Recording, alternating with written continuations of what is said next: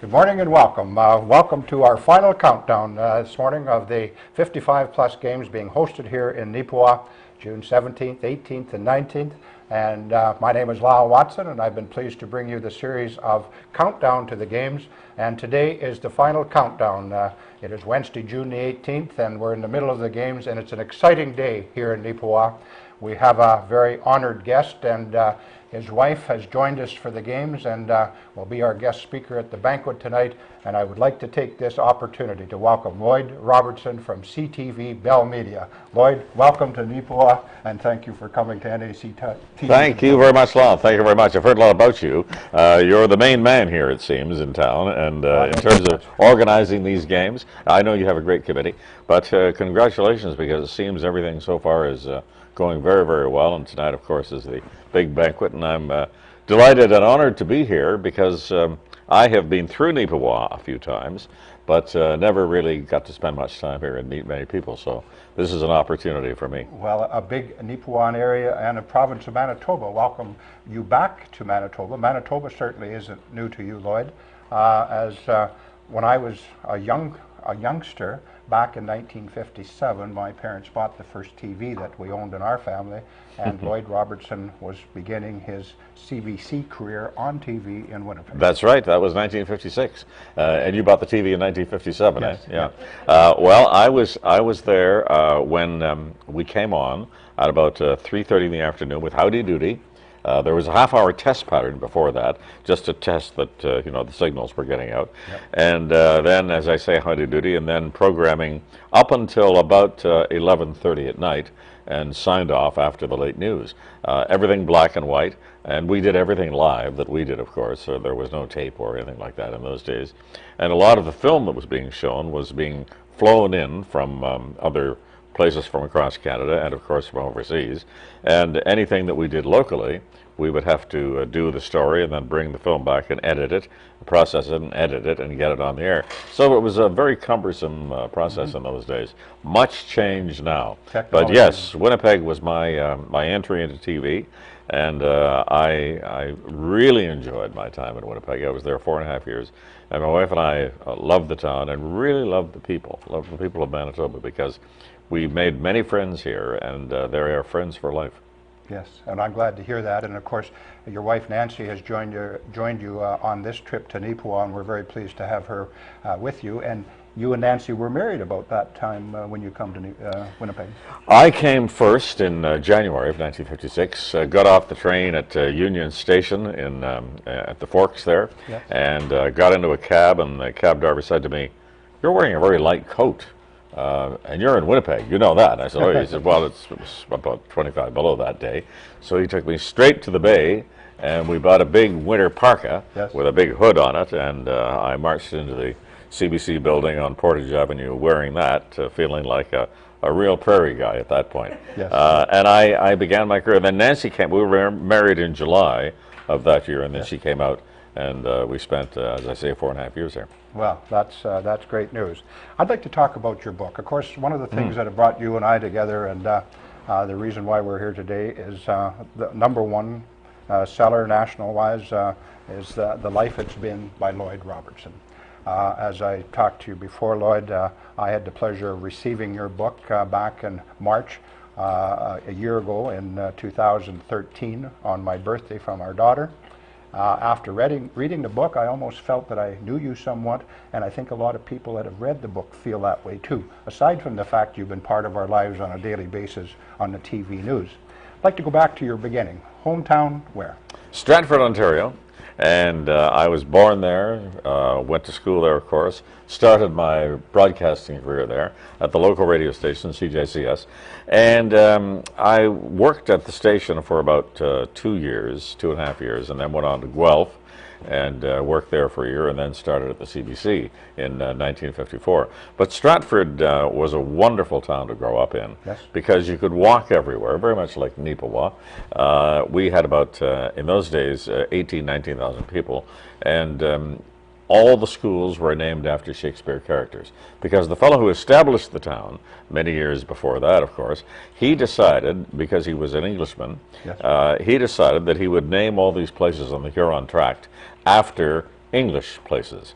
And in the case of Stratford, it was Stratford on Avon, only we call it Avon, and you dare not call it Avon in Stratford, Ontario. It's Stratford on Avon because that's what the locals call it.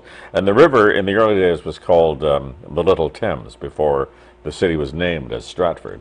And then it was changed to Avon, and of course it became quite famous in its own right in 1953 when the Stratford Festival was born. And we became accustomed to the actors walking around town and Alec Guinness biking around the city. And the festival really took off. It became, as it is now, an international theater, and is probably one of the best, if not the best, of the Shakespeare theaters in the world today. It is. So it really put our little community on the map because it was dying at the time. It was it had been a railway town, and the CNR shops were going to be closing down because they were repairing steam locomotives, and of course the age of diesel had arrived. So a decision had to be made, and they decided to go with the festival, even though a lot of the locals were saying, how will this ever work? How will a town that was a railway town ever become a Shakespeare center? But they made it work, and it has been a huge success, and still working and bringing in millions every year to the city. Good, Joe. Lloyd, as a youngster, obviously there would be an event or something that triggered your interest in broadcasting. Could you share that with us? Well, it was January 16th, in fact. I remember the date. I wrote it in the book, 1946, and the Perth Regiment was having a parade for the men who had just returned from the Second World War. And I was positioned under a platform set up for the local radio station, CJCS, and my friends and I were gathered around the supports for the platform to get a good view of the parade as marchers came up the street. And I heard these two commentators start to describe the scenes, and somehow it just captured my imagination. There I was at the center of the main event of the day, and I thought, wow, this is really something. And I became what we call a radio junkie after that. I started hanging around the radio station, and much later I got to work there after school on Saturdays. Then, somewhat by accident, I got on the air and started broadcasting. And the rest of the story, I was still going to school when that started, And then then when I finished school, I got a full-time job because it happened that two announcers who had been working there full-time quit. So I think when I started to work, I was working about, I was on duty 13 hours a day. I wasn't working on air that whole time, but on duty 13 hours a day. And I think I ended up doing 2 shifts, covering off both people who had quit. Okay. So that's how you start. And you know, it was hands-on. And there were no schools to teach you anything in those days, no journalism schools to speak of, and there was only one radio school, and that was Ryerson in Toronto. Nothing else. So all of us who started in that era got our grounding hands-on. At what point did you recognize that you had a deep baritone voice that was conducive to broadcasting? Oh, well, I'd been told I had a good voice from as long as I can remember. And when I was in school, I always played the parts of the father. And they'd put me, they'd gray my hair. I don't have to worry about that now. And then they'd, then you know, a mustache and a bow tie and a shirt. And I'd be the father in the play, and I'd be lecturing the young people, whoever they were. And I played a couple of parts like that, one of them in a play called The Male Animal at Stratford Collegiate. And then when I got out of school, I still continued with the Stratford Little Theatre, not the professional theatre they have there now. So my voice, I guess, has been with me from the cradle, I don't know, but very early on. And I think what it does to you, it makes you a little more pushy than you perhaps should be when you're a kid, because you realize people are going to listen to you. And your voice is still very strong. It's the last thing to go, they say. Anyway, we had a lot of fun because I was in debates and school plays and public speaking, and I think it was all because of the voice. But then you realize after you get on into broadcasting that the voice may get you started, but you really have to begin to know about the world and what you're doing, and some background and history, and be able to put events in context for people. because it's more than just the voice. I mean, the voice helps you get started, it helps you communicate, but I say to all young people now, don't rely exclusively on your voice because it won't carry you far in today's media. Talking about world events and events that you've covered, you have covered many local, provincial, national, international, worldwide events. Can we just talk about a few of some of the highlights, whether they be good or some of the more saddened events that you covered in your career, Lloyd? Well, I was there for the Kennedy assassination in 1963. I was sitting in the CBC building in Toronto, and the duty manager, who was running the day side, came in and grabbed me and took me into the booth and said, the President Kennedy has been shot in Dallas. So I read a bulletin about that, and then we waited. Seemed like an interminably long time. And then the final bulletin, which was being read, as I say in the book, on ticker tape, on radio, on television at that time all around the world, that the president had been assassinated in Dallas. So I was around for that one. And then, of course, latterly for 9/11 as well, which were the two big events that everyone remembers if you were alive at those times, Yes.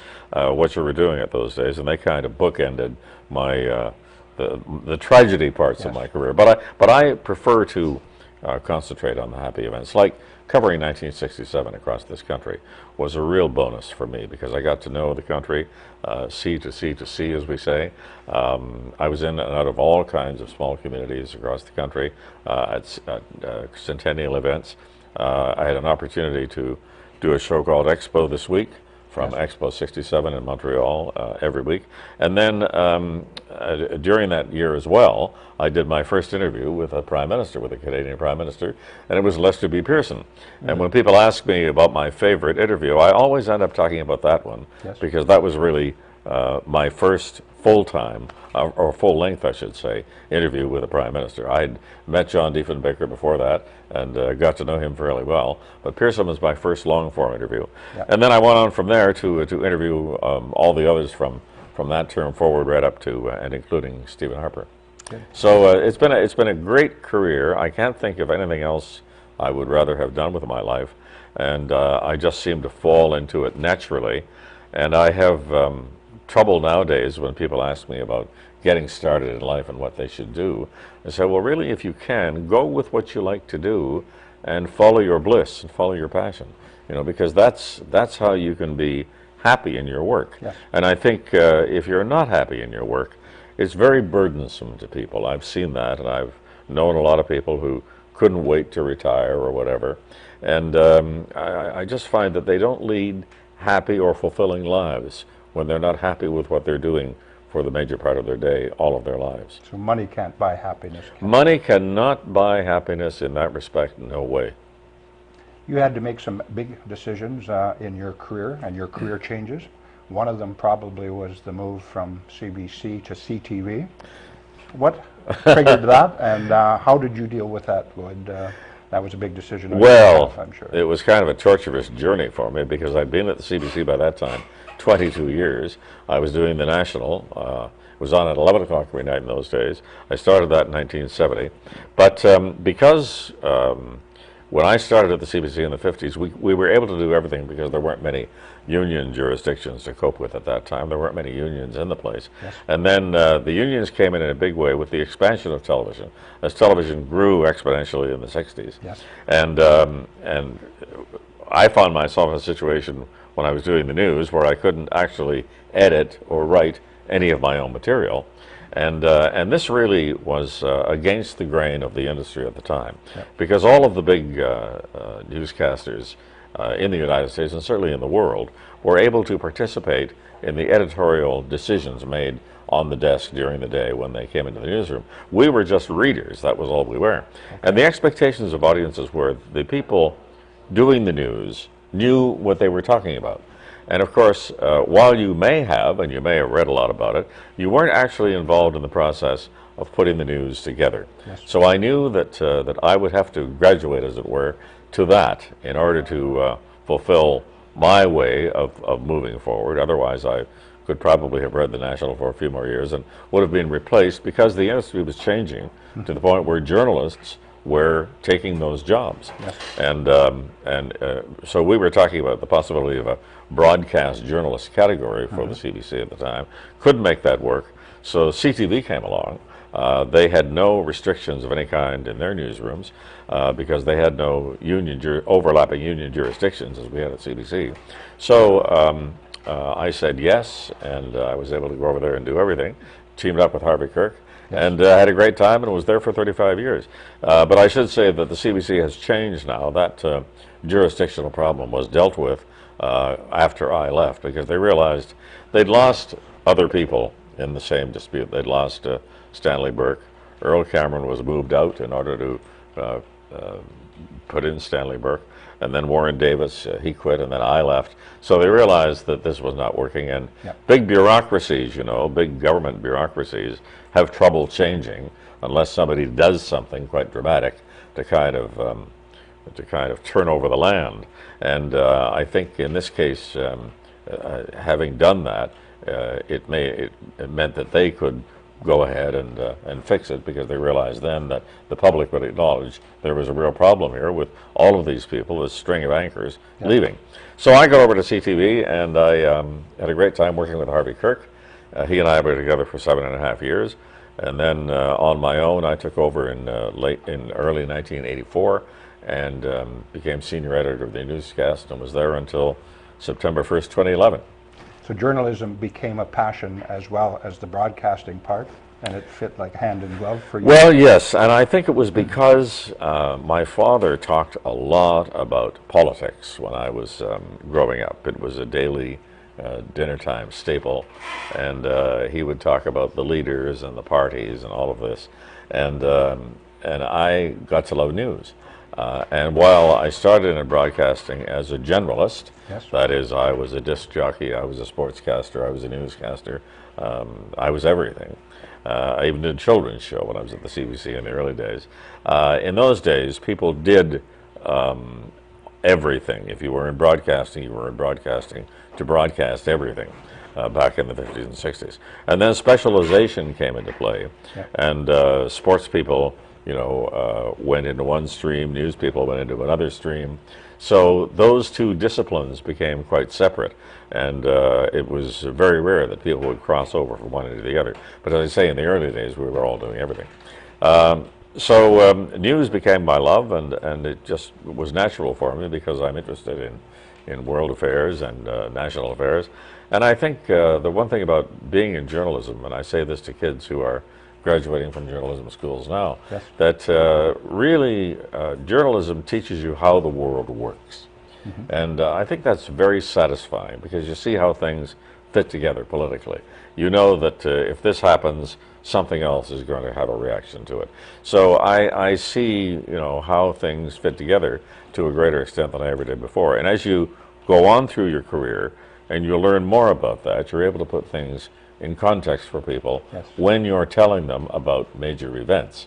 And that's what, that really is what builds the credibility of a news person.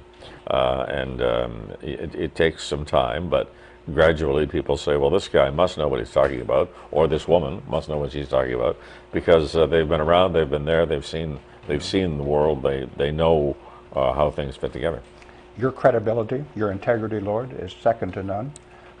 Very well respected across the country and worldwide. CTV, in terms of journalism and broadcasting, opened a door with W5, gave you the opportunity to be an investigative journalist. Can you talk about W5 and how that affected your career? Well, W5 I had been working on off and on while I was doing the news. But because I was doing the news every night, I naturally couldn't do any stories. But I was a face on the show, and I did maybe 1 or 2 stories a year for them. So when I finished the news, having done 41 years between CBC and CTV at 11 o'clock at night, and getting on, over 75, I thought maybe I should slow down a bit. Because the daily pressures of the deadline, and it's really a pressure game now because of all of the elements that people deal with every day, including the internet and Twitter and all of that. I just felt that I wanted to move away and out of that and slow down for a bit. So the CTV said to me, well, why don't you continue with W5? And that meant doing a few more stories every year and continuing with the co-hosting role. So I'm continuing to do that. I don't know for how long, we'll see. And I'm just taking it year by year and having fun. Good. And we still get to watch W5 and thoroughly enjoy the program. Vision, broadcasting, journalism in the future, lots of changes in technology. What do you see and where do you see this career going, the career paths of people in the future? Well, I'm asked that quite frequently by young journalists starting in the news game today. And I say what you really have to be able to do now is more or less do what we did when we started our careers, those of us who were the pioneers in television back in the early 50s, and that is be prepared to do everything. Because you're going to have to write, you're going to have to report, you're going to have to interview, you're going to have to present, you're going to have to read the news into the camera. You're going to have to do all of that because the demands are so great now. You know, for example, when I do a W5 report now, I'm also expected to write a blog for ctv.ca, and now we also often will do a longer interview, and people can, you know, they'll see the edited version in a piece on the show, and then they can watch a longer takeout of it on the web. So you're dealing with the web, and if you're in newspapers, you're dealing with, there's some newspaper organizations now that have expanded, and you're dealing with television, maybe owned by the newspaper company. They also have websites. So it's a matter of young people learning how to discipline themselves in a lot of different functions within the industry. And the speed of which information travels. The speed of information now is incredible, because what we often, where we often see it first, as was the case of the revolution in Tahrir Square in Cairo 3 years ago when the Egyptian revolution began, and all of that was coming over the internet first. People were saying, I'm here in Tahrir Square, the guns are pointing at me, and firing squad is over there, and they're ready to shoot us. And this sort of thing was coming out over the internet. So that brought us into the fray much earlier. That is, we were able to get our people on the scene and look at those situations as they were unfolding. Yes. So it did help the news in that respect. We were able to get there faster because people were telling us more. And I think that if we're lucky in the future, what will happen is that these, all of these various media will complement one another. And that is beginning to happen now. Is it? People are watching television, but then they're going on the web to read more about a story or see more of an interview. And the organizations like Bell Media, we are into radio, we're into newspapers, we're into webcasts, we're into all this kind of thing. And television, of course, in a very big way. So I think now it's one great big ball compared to what it was in several small segments when I was starting, because radio was exclusive from television, and the newspapers were exclusive from both in those days. Now it's much more combined. It's not going to shorten the work day or the work week of the average journalist broadcaster, though, is it? No, I think that's it. It's, people are going to have to work harder. The pressure will not be any less. It's probably going to be more. And I think also that young people now are going to have to forget about the 40-hour work week because most of them are working 60 hours every week now. Yes. So it's a fun, though it's really an exciting career to be in, because I go back to that time where I stood in that corner in Stratford, being in the center of things when those boys were marching home from the war. Yes. And you are in the center of things all the time when you're a journalist, when you're out around the world and you're reporting, or you're anchoring from a desk and it's all coming into you and you're trying to put things in context for people. It's a fun career, and as I say, I can't think of anything I would rather have been doing for the last 60-some years. Well, you've done an excellent job. Lloyd, there was two people, as you talked about in your book, that had a big impact on your life in different ways, your mother and father. Yes.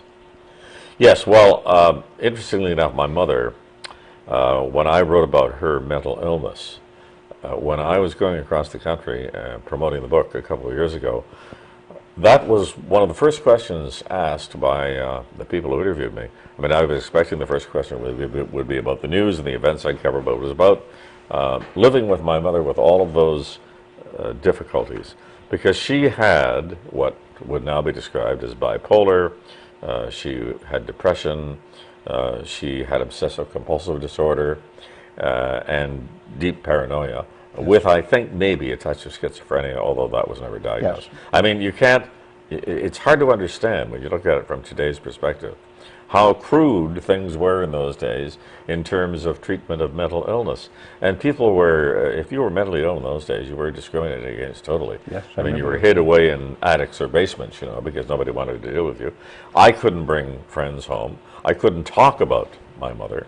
But my father really was incredible because, I would hope that I've got some of my philosophical dimension in my personality from him, because he used to say to me, it's not her fault that she is this way. Yes. She could have had cancer, she could have had diabetes, she could have had heart problems. As it turns out, she is mentally ill. And that is an illness like any other Yes. illness, which was way ahead of his time when you think about it.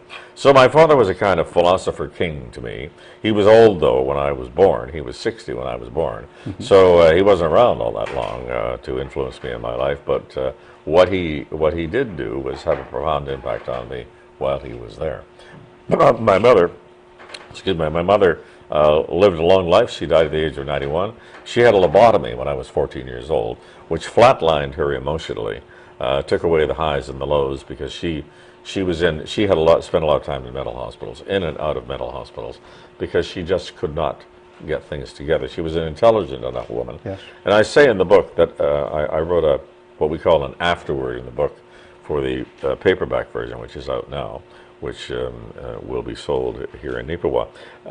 And I say that if she were alive today, it's likely that she, because she was intelligent, would be taking these medications and getting the therapy that she would need to get in order to live a normal life now. Yes.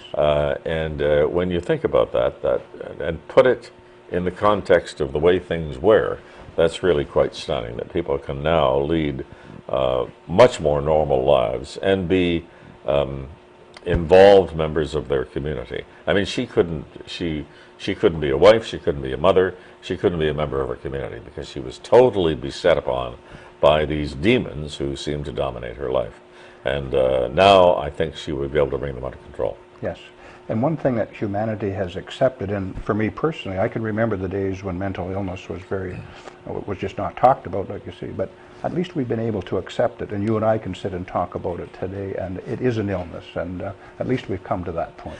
Yes, and I think a lot of people have really helped in that respect, and a lot of media people. I think of someone I knew quite well, Mike Wallace, who was a correspondent on 60 Minutes. He admitted that he had deep depression. He said there were days when he was out there functioning, doing these interviews, but not knowing where he was and barely able to hold himself together, and that he had even attempted suicide at one point.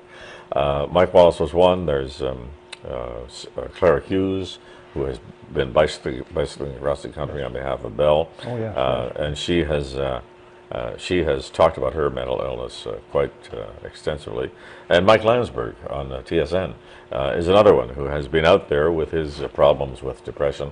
So I think these people and others have helped get the conversation going, so that it's okay to talk about it now. It's okay to say that you had problems and that your family had problems. And anybody who has mental illness in the family, of course, spends a lot of time in their lives looking over their shoulders, wondering whether it's going to happen to them. And I've had to deal with this too. And 2 of our 4 girls are affected in not in substantive ways with it, but I mean they are affected because it came down through the family stream, through the genes. And it's in every family. It's right? in every. It's can't all over the place. It is. Once you start talking about it, I mean, when I started talking about this in the book, time after time, going across the country, I would have people come up to me saying, "I know exactly what you're talking about." Yes. My aunt, my mother, my father, me, in some cases. These letters I would get from people who were saying, I had this, it's under control now, but I know what you're talking about. Yeah. well, we're glad that that conversation has come to light and that we're able to have it, Lloyd. We appreciate that. We're going to take a short pause here, Lloyd, and we'll be back in a moment. Welcome back to this final countdown of the 55-plus games, the 2014 55-plus games here in Neepawa, Manitoba. Of course, we have a second guest with us today, joining Lloyd Robertson on his trip to Neepawa. We're pleased to welcome Nancy Robertson to NACTV and to Neepawa. Thank you for coming, Nancy, and joining us here today. I'm delighted to be here to join in the excitement of the over 55 games. It was a real thrill to be invited, and both of us are glad we're here. Well, we had to talk about it a bit because you said over 55. I mean, are we over 55 yet? We just made it. Well, you just made it, and I have to reveal a little secret to our viewers, Nancy, and I hope you don't mind. Last night, Lloyd and Nancy come to Neepawa yesterday, and we had the pleasure of going to the variety concert, the 55-plus games concert. Nancy was celebrating her 80th birthday, and we had the pleasure of singing Happy Birthday to Nancy last night in the Roxy Theatre. So that was a special event for us, too. So I hope you have a fond memory of your 80th birthday. I do. That lovely little Scottish dancer and the violinist, they accompanied the audience, and they sang Happy Birthday to me. And hey, I'll never have another birthday celebration like that. She's lying about her age, of course. Yes, yeah. I found out. Well, it was certainly a highlight for us last evening to be able to do that. One thing I would like to just quickly touch on is your balance of life. And Lloyd has done an excellent job of balancing career, raising 4 daughters, and being a husband and a father. That doesn't happen on one's own self. Doesn't matter how good a person Lloyd Robertson is, he had a lady behind him that supported him. Could you share how you worked with Lloyd in raising the family, supporting him as a husband and a career journalist and broadcaster? I knew very early on that Lloyd was going to be really into television and radio. When we dated, after high school, I used to walk him to the radio station because he worked every day after school, and then I'd run home and turn on the radio so I could hear his broadcast, Uncle Lloyd's birthday party. Uncle Lloyd's birthday club. And he would announce the kids who had birthdays. And then Saturday night when you date, well, he was at the radio station doing a record party. The platter party. The platter party for the kids in the area that were having parties and needed music. So I knew early on that he was really dedicated. So, but we got married, and I knew that work would be really a big thing. But then I had other things to do. I taught for a while. I ran a preschool. I did volunteer work, and 4 kids, twins, and I had the help of my parents. And he was a great father. He took us to places. He planned trips to Prince Edward Island, and we always went somewhere with every summer as a family. So yeah, it worked out. So the sacrifices obviously paid off because you're still happily married after all these years. Well, I think the point. 58 years. 57 years, yeah. 57. I think the point here really is that I could not have done what I have done without Nancy being as supportive and the rock she was in bringing up the children, because she, of course, being a teacher, had some specialty knowledge in dealing with children. And running 4 girls is not easy, especially included in that is a set of twins. And the youngest were twins, yeah. So she really did make a lot of sacrifices in her own career to raise the family properly. And the girls are all great. They're all successful in their careers. So I credit her with a lot in terms of keeping things together while I was out there having fun, enjoying myself, but working hard at the same time. Yeah. Well, obviously it's been a winning combination. Obviously it's been a winning situation for Neepawa area in the province of Manitoba to host you people here for the short time, a couple of days. We wished it was longer. We could talk for another hour, but I know you have a busy schedule today. But I would like to present to you, Nancy, a small token of remembrance of your 80th birthday. And this is the Neepawa pin, and that's the Neepawa logo. And Neepawa in Cree stands for Land of Plenty, and that's what we promote, you. and it's also the lily Thank capital of the you. world. And Lloyd, for you. we have 55 plus games committee pin. That's the pin that we're distributing and selling at the games this year. It's in the shape of the province of Manitoba, featuring the lily, which we have a lily festival here the 25th, 6th, and 7th of July this year. It's our 18th annual, and we've used the lily to be our insignia. Lloyd, if you'd accept that on behalf of the Neepawa Plus 55 committee, we'd appreciate it. And for you, if you could keep it as a Thank you very much, Lyle. Thank you. Pleasure. You're very welcome, and again, thank you for graciously accepting our invitation, and it has been a real pleasure, and we look forward to the banquet today. Thank you. Thank you very much, Thank Nancy. you. Ladies and gentlemen, it's been an exciting few days here in Neepawa with the 55 plus games and the excitement of having Lloyd and Nancy join us, and they're going to be at the banquet tonight, and a lot of people were sold out. We have 988 participants participating in the games, and half of them will be in the Yellowhead. We would have had them all, but we can only accommodate about half the participants and their partners. But we're looking forward to the rest of the day and tomorrow, Lloyd and Nancy, for a fun-filled time with you people being here. Thank you for watching. Until next time, my name is Lyle Watson. Have a good day. Lloyd, maybe